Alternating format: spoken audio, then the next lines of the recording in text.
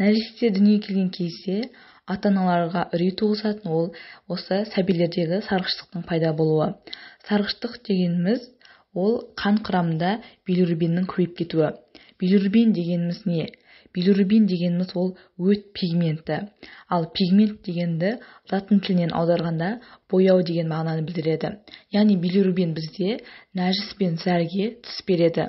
Ал екіншіден ол билирубин өте маңызды диагностикалық ақпарат береді. Яғни бауырдың аурулары кезінде, бауырдағы цирроз, гепатиттер, басқа да аурулар, сонымен қатар өт шығару жолдарының бітелуі, гемолитикалық аурулар кезінде осы билирубиннің түрлерін анықтау арқылы билирубинге қарап, біз нақты диагноз қоя аламыз. Яғни билирубин осы бауырдың жалпы жағдайы туралы мәлімет береді. Енді билирубин ол қалай пайда болады, қалай түзіледі? Билирубиннің түзілуі ол біздің қандағы эритроциттердің ыдырауының әсерінен пайда болады. Эритроцит деген ол қанның қызыл түйіршіктері, ол бізде оттегін тасымалдайды. Біз қалай ауасыз өмір сүре алмайтын болсақ, біздің бүкіл клеткамызда осы эритроциттер арқылы оттегін алады, ал эритроциттер жетіспесе, организмде гипоксия, яғни оттегінің жетіспеушілігі пайда болады. Эритроциттердің тіршілік ұзақтығы 120 күн, яғни 4 ай. Осы 4 ай өткеннен кейін эритроциттер қартайып, өзінің тіршілігін жойып, ыдырай бастайды. Бірақ сәйкесінше жаңа эритроциттер түзіліп тұрады. Осылай бұл қан айналымындағы тепе-теңдікті сақтап тұрады.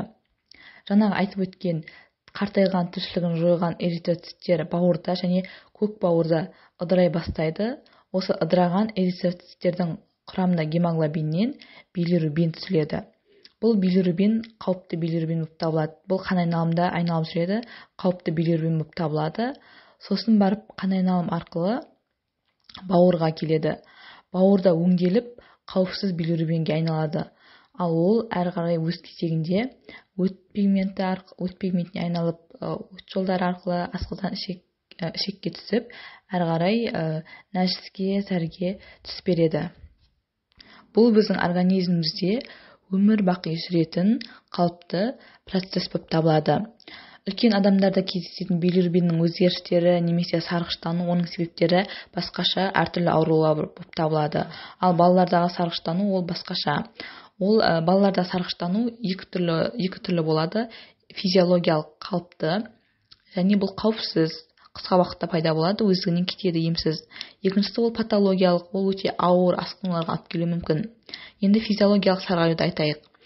Нәресте ұрық кезінде, яғни құрсақ ішінде жатқан кезде өкпесі арқылы тыныс алмайды, бірақ оған оттегі қажет болғандықтан, оның құрамында эритроцит көп болады, оттегімен қамтамасыз ету үшін.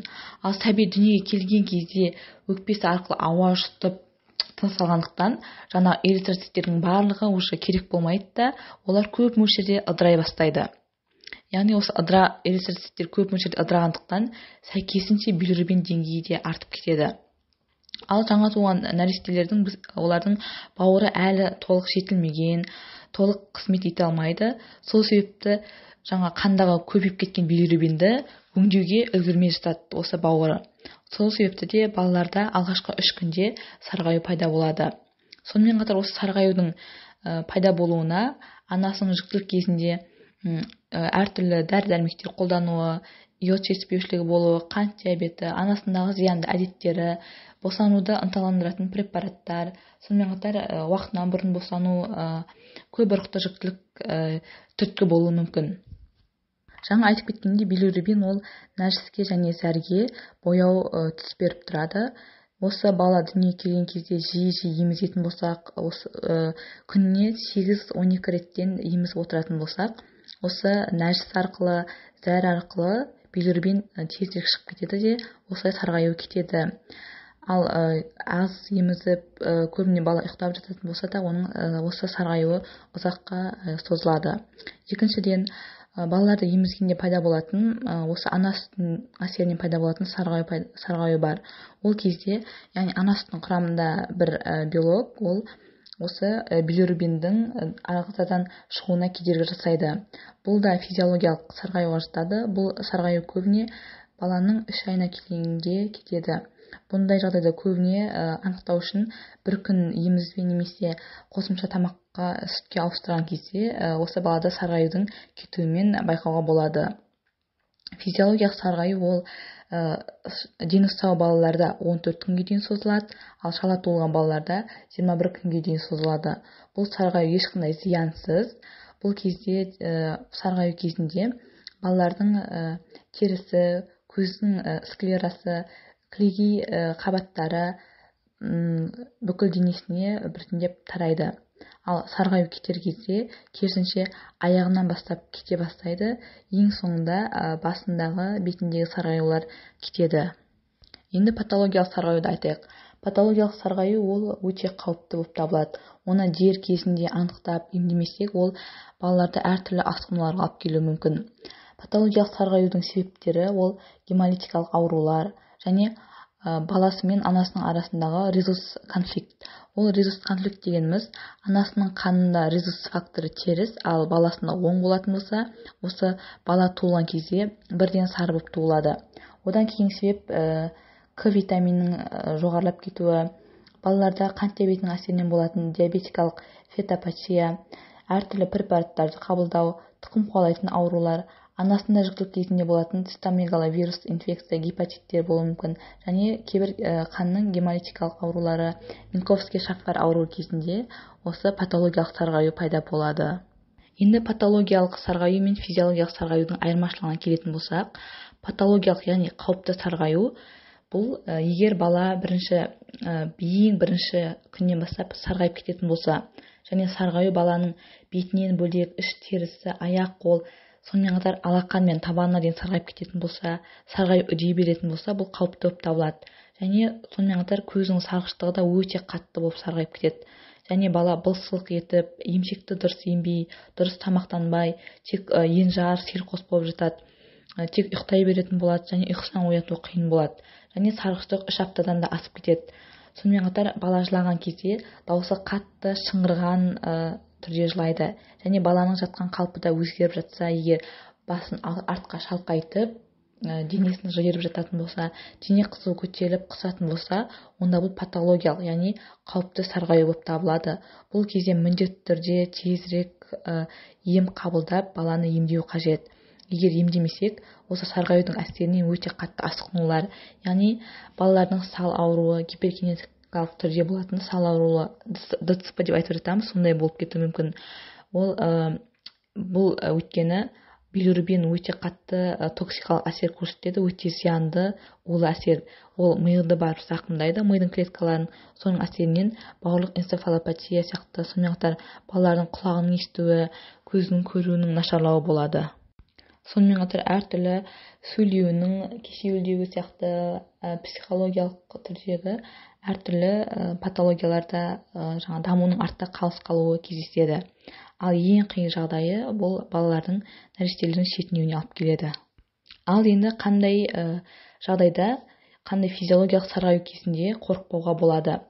Егер сарғаю ол баланың дене келгеннен 3-ші күннен бастап пайда болса, және ол сарғаю кезінде баланың емуі жақсы, ұйқысы жақсы, жалпы жағдай жақсы болатын болса, өзгеріс болмаса, ол қорықпауға болады. Ал физиологиялық сарғаю, жаңа айтып кеткендей, 14 күнге қарай кете бастайды, ал шала туылған балаларда 21 күнге кете бастайды. Сарғаюдың сарғаю кезінде билирубиннің мөлшеріне мән беру қажет. Яғни дені сау балаларда бірінші күні билирубин 137, екінші күні 205, 3-6 күндері 256-ға жетеді, әрі қарай төмендей бастайды. Ал шала туылған балаларда бірінші күні 103, екінші күндері 170, 3-6 күндері 205 болады, одан кейін төмендей бастайды. Балаларда сарғыштықты анықтайтын кезде оның денесінде барлық киімдерін шешіп тастап, күнге немесе жарыққа қойып қараймыз, және маңдай аймағына осы бас бармақпен басып қараймыз терісін. Сол кезде сары бар ма жоқ па, соған қараймыз. Екінші, ол ең информативті әдіс, ол билет тест бар. Осы билет тест арқылы денеге тигізіп билирубиннің мөлшерін анықтаймыз. Егер билирубиннің мөлшері 256-тан асып кетсе, міндетті түрде фототерапия қолдану қажет. яғни фотолампаларға баланы жатқызып, соның ультракүлгін сәулесі арқылы сарғаюды емдейміз. Бұл кезде баланың барлық киімдерін шешіп, көзін арнайы таңғышпен жауып, осы фотолампаның астына жатқызамыз. Екіншіден, егер билирубиннің мөлшері 400-ден асып кететін болса, онда балаға міндетті түрде қан алмастырып, емдік шаралар жасау қажет. Ал қалыпты физиологиялық сарғаю кезінде ешқандай дәрі ішпей-ақ тек жиі-жиі емізіп, баланы жиі-жиі емізіп тұратын болса, онда ол осы 14 күннің ішінде өзі біртіндеп кете бастайды, біртіндеп азаяды. Осы сарғаю кезінде біз Крамер шкаласы бойынша сарғаюды бағалаймыз. Бірінші дәрежесінде тек бет пен мойын ғана сарғаяды, билирубин мөлшері 80 болады. Ал екінші дәрежесінде бет, мойын, арқа, кеуде, іш, кіндікке дейін сарғаяды, билирубин 150 болады. Ал үшінші дәрежесінде жаңағы қолдардағы шынтақ аймағында бүгуге дейін және тісе аймағына дейін сарғаю пайда болады. Бұл кезде билирубин мөлшері 200-ге дейін болады. Ал төртінші дәрежесінде бүкіл дене сарғаяды, тек алақан мен табан ғана сарғаймайды. Ол кезде билирубин 250 болады. Ал 5-ші дәрежесінде бүкіл дене сарғаяды, өте қауіпті, билирубин 350-ден асып кетеді. Барлық ақпаратты айтуға тырыстым, ұмытқан жерлерім болса ренжімеңіздер.